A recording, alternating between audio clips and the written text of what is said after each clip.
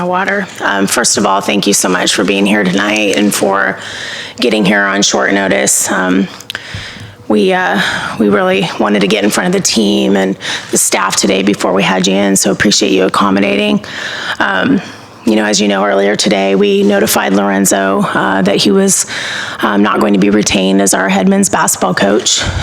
As you can imagine, today's been extremely difficult and very emotional for a lot of people. And that's because of who Lorenzo is. He's a special person. He's been a wonderful colleague, and he's just meant so much to this university community and meant so much to so many people through the 15 years that he's been here, and also before that as a student athlete. Coach Romar represented our university in so many positive ways, as an alum, as an ambassador, as a mentor to so many student athletes, which he still is now, and he led the teams with integrity in class. Unfortunately, though, despite some of these strengths, we were not able to achieve the results that we needed on the court.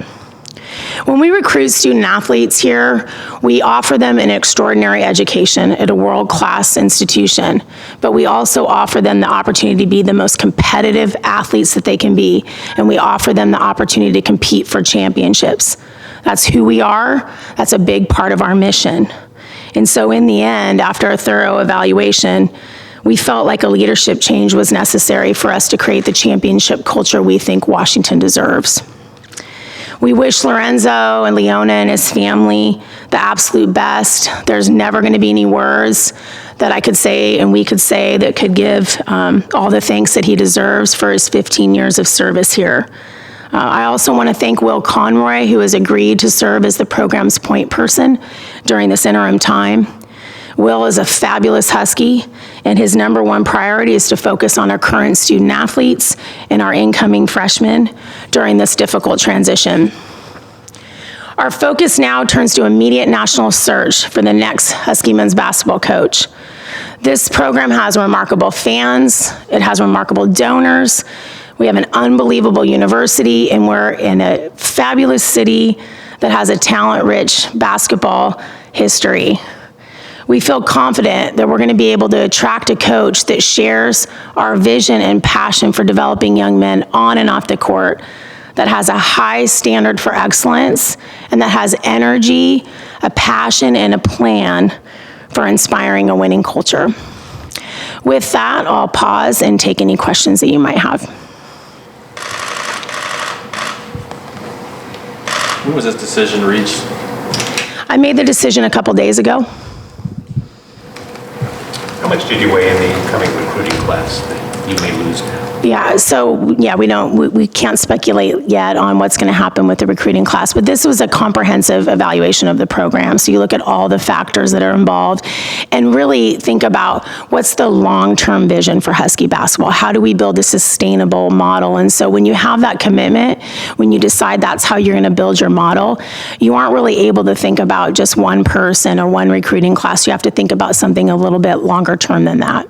Do you plan to release the recruits from their commitment, or is that sort of still up in the air? Or just so at this point, what we'll do is we will wait until we get our next coach named, and we ask that all of our recruits wait to meet with that next coach. Their families get the opportunity to meet with that coach, hear his vision, hear his plan, and then we want student athletes that want to be here. So if after that process is concluded and we have student athletes that don't want to be Huskies anymore, we'll release them from their NLIs.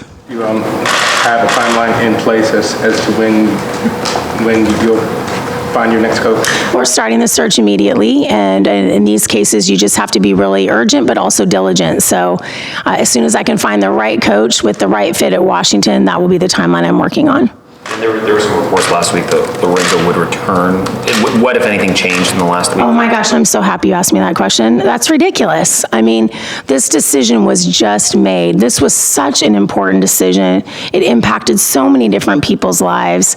There was no decision made until a couple days ago. And I think this is a great example of sources being reported that aren't accurate. It wasn't factual. I don't know where it came from. And that's disappointing because that creates a lot of different information that's out there that confuses people. Was there ever a time where you were leaning that way? This has been an ongoing process every day. You know, been thinking about it for a long time, started the evaluation process as the season started. So every day, you get more information and you collect it and you stay objective. And eventually, when you have enough information to make the decision, you do it. Was there any one thing that sort of outweighed the other? Was it the 6-year NCAA tournament drought? Was it the sort of what happened this season? Was there any one thing there? Yeah. I mean, obviously the performance on the court's an issue, right? But it's more, how are we going to get better? How are we going to keep moving forward? I think what I was looking for this year was a trajectory that was maybe trending up and a little bit more improvement in what I saw. And ultimately, I just weighed a lot of different factors and then decided that it just made sense to me. And I feel very confident about this, that a leadership change was necessary for us to build the culture that's a championship culture that we're looking for. You would think that you'll approach this anything like you did with the football coach in terms of like, will it be a big search committee or not, or will you sort of personally sort of be involved with this? Just how did you sort of find it? So I'm going to collect a lot of information from people that care about this program, former athletes and others, get information from them on what they're looking for, and then I'm going to go out and get the best coach for Washington that's the right fit. There will not be a big search committee. What has anyone in mind? ADs always have lists. That's my job. I need to be prepared, and I've done my homework. What are some of the parameters you're looking for in your coach? I'm looking at, just like I said before, I'm looking for somebody that absolutely has a passion for developing young men on and off the court. That's who we are at the University of Washington. That's really important.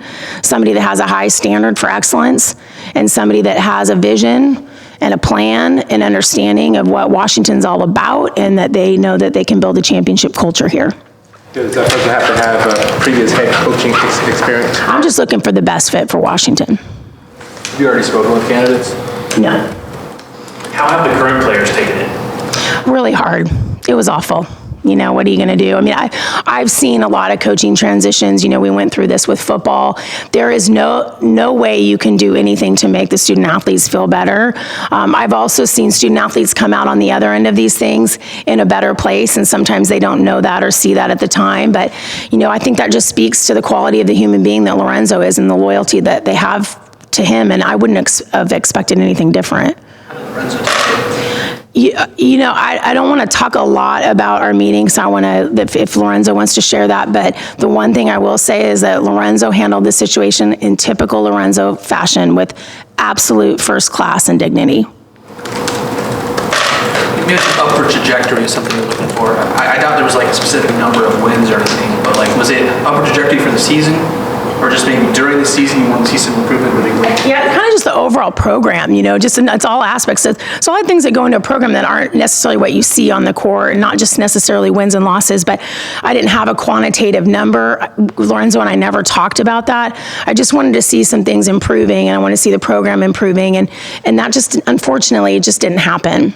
So for the things that the public may not see, the performance on the court, what were some of those things behind the scenes that you were watching that you didn't see improvement? Yeah, I mean, I think that there's been a lot of years where he's been, putting this thing together, and we've had a lot of years where we haven't had the performance that we wanted. And I just wanted to see a plan that was going to get us there. When you look at cultures of programs, you look at a number of different factors that involve. So, you look at player development, you look at recruiting, you look at the personnel, you look at all these different factors. So it was kind of the overall comprehensive feel that I had. Total gut feeling, by the way. I mean, in these situations, you get as much information as you can, and then you pull the trigger on what you think is best. So it was just the overall comprehensive approach to building something that was more long-term, which is really important for us here. I mean, we're all here to have a great program long-term, and we have excellence as a high standard. And so that model of being in the process every day and like churning it out every day to get better, that's what all of our programs are all about. You've been here for 15 years, which is pretty long by standards today. Did that make things more difficult? This decision was going to be difficult no matter what. Anytime you make a decision about somebody that you care about, it's tough, but it's just part of the job. Were you pretty decisive after the season ended? Did you have a pretty good idea? Yeah, I mean, that's the reason why we're announcing it today, is because we gave it a week and we were still collecting information. And so there was a certain time where I felt like I had enough information and I had enough feeling about the situation that I was ready to make the decision. Did you take any feedback from the players before you? No, I didn't talk to any of our current players. I've talked with players that have been in the program before. My philosophy on that is that that's a lot of pressure that's being put on the student athletes, and this year, for the entire season, I really felt for them and knew that the pressure and all the noise and all the media and everything that's being said about their coach was a lot for them to carry. I didn't want to give them that burden. Will he be paid $3.2 million? Yeah, and if Carter has information on the details of his buyout, yeah. There was no negotiation involved in that, it's just per the terms of it. It's per the terms of the contract. What's the status of Coach Porter and Coach Julius? So all the coaches are the determination on the coaches will be made by the next head coach. So we won't have any decisions made on coaches until the new head coach gets hired, and then they can decide whether or not they're going to be keeping them or if those folks want to stay. That's as of today. How much of a consideration was the buyout? It's always a factor, finance is always a factor, but whenever you have a coaching change in a revenue sport, you're going to have a financial impact. That's just the reality in it. And this year we've been so fortunate because we had launched the fundraising campaign in the fall. We had great ticket sales this year, and so we were able to absorb that impact through ICA revenues, and it was an investment that I felt was right long-term for the department. What do you think the ceiling for this program could be if you got the right coach? I mean, every program at Washington can win a national championship. Ask Mary Lou. So ask Greg. They know how to do it. And so I think this program can win a championship, and I think this program can have sold-out arenas. This is a basketball town, and I think that there's a ton of potential here. I think this is a special city. I think it's a special school, and we're excited to get somebody in here that's going to build off that. Any questions from the dial-in line?